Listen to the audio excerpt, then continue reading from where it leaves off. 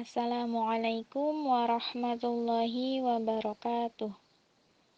Selamat datang kembali di praktikum perencanaan kependudukan acara 5 yang berjudul Proyeksi Penduduk Menggunakan Spektrum, Membangun Asumsi dalam Sebuah Perencanaan. Adapun tujuan pada acara ini yaitu membangun asumsi perencanaan kependudukan yang nantinya akan digunakan dalam pengoperasian software Spektrum. Asumsi yang dibangun meliputi 3 aspek yakni fertilitas, mortalitas, serta migrasi. Proyeksi penduduk itu sendiri memiliki berbagai manfaat. Yang pertama, dapat memperkirakan jumlah penduduk di masa yang akan datang. Tentunya dalam memperkirakan jumlah penduduk ini tidak hanya asal-asalan, namun harus menggunakan asumsi. Kemudian yang kedua, dapat menentukan target pencapaian jumlah penduduk di masa yang akan datang. Juga menjadi indikasi keberhasilan program-program pemerintah, terutama dalam pengendalian angka pertumbuhan penduduk, serta dapat dijadikan dasar dalam perencanaan pembangunan. Nah, di acara ini kita akan belajar untuk menentukan asumsi dalam proyeksi penduduk.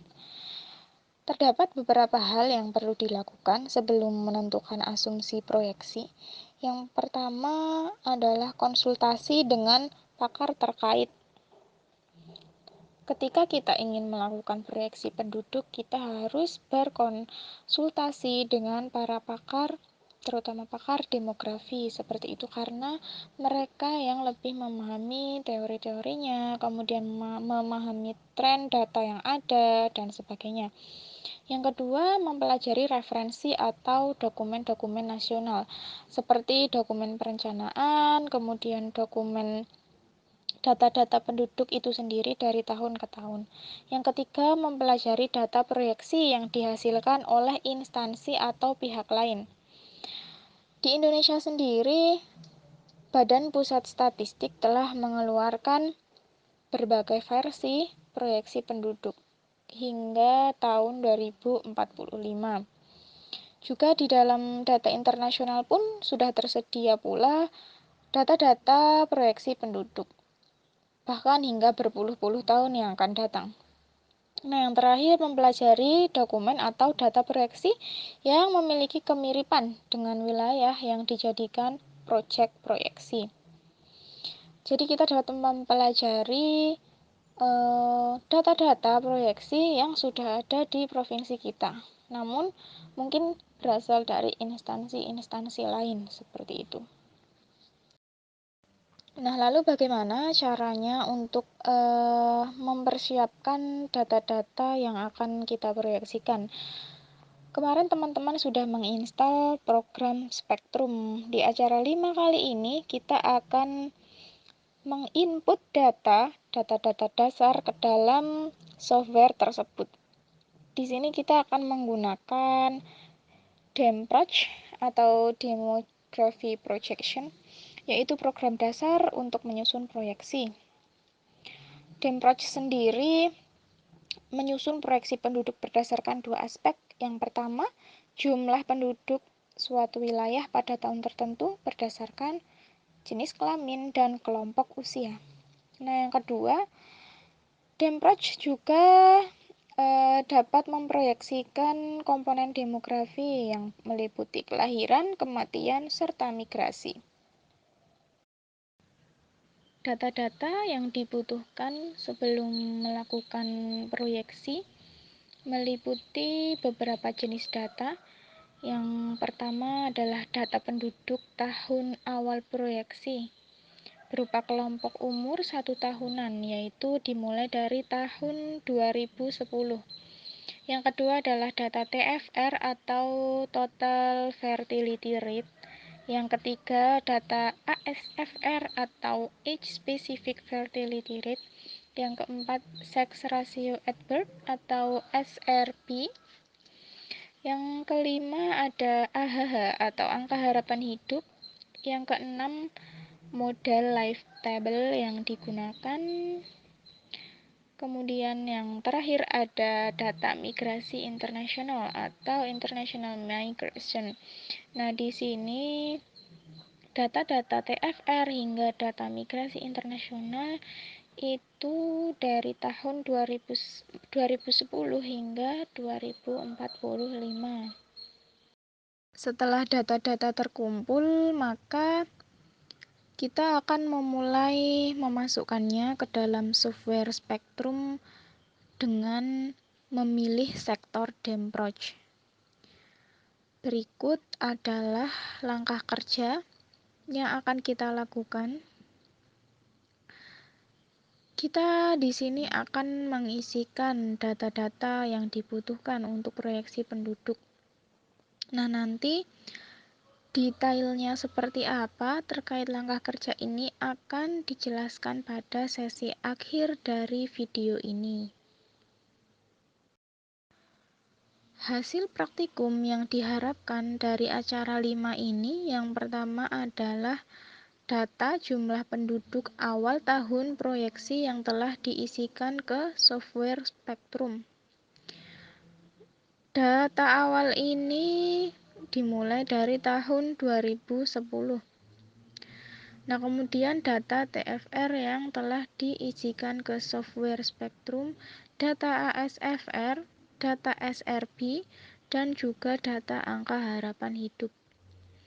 Lalu apa yang dibahas dalam praktikum ini? Teman-teman akan membahas asumsi yang dibangun dari data-data yang diinput. Nah, selanjutnya adalah penugasan untuk minggu depan. Di sini teman-teman diharapkan menyiapkan data pendukung seperti jurnal atau dokumen lain tentang proyeksi penduduk di provinsi masing-masing. Karena ini sangat berguna sekali untuk menentukan asumsi yang teman-teman bangun. Setelah kita mulai membuka program Spectrum 5, kita klik Run Spectrum, pilih New Projection, dan kemudian beri nama, misalnya proyeksi DI. Kemudian di save dan pilih first year atau waktu awal yakni 2010 dan final year yaitu waktu akhir dari proyeksi yakni 2045. Nah, di bagian sektor ini dicentang bagian Demproj. Kemudian untuk default data, karena kita memakai data provinsi, maka diklik National Region. Nah, kemudian kita pilih Indonesia. Misalnya ini DIY. Klik OK. Semua sudah terisi, klik OK lagi.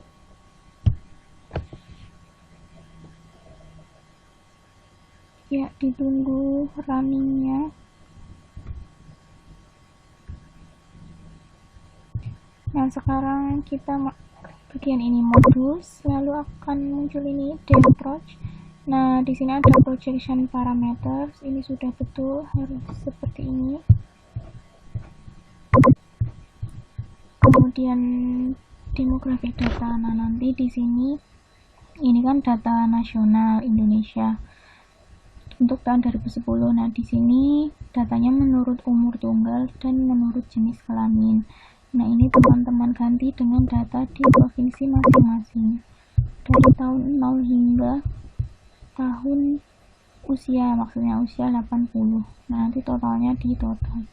Kemudian di TFR-nya ini juga nanti dimasukkan TFR yang ada dari tahun 2010 hingga tahun yang terbaru.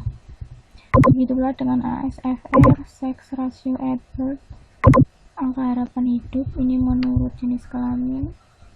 Kemudian model life table-nya sudah default dari sana. Nah, lalu international migration. Jadi seperti ini untuk input data awalannya. Selamat mencoba. Nah, jadi begitu teman-teman untuk acara 5 pada hari ini. Nanti pembahasannya ditekankan di bagian penentuan asumsi. karena kita sudah mengetahui tren dari data-data tahun yang tersedia, tahun awal, yakni 2010 hingga tahun terbaru. Sehingga nanti itulah yang dijadikan dasar sebuah asumsi untuk data-data di tahun berikutnya. Terima kasih. Assalamualaikum warahmatullahi wabarakatuh.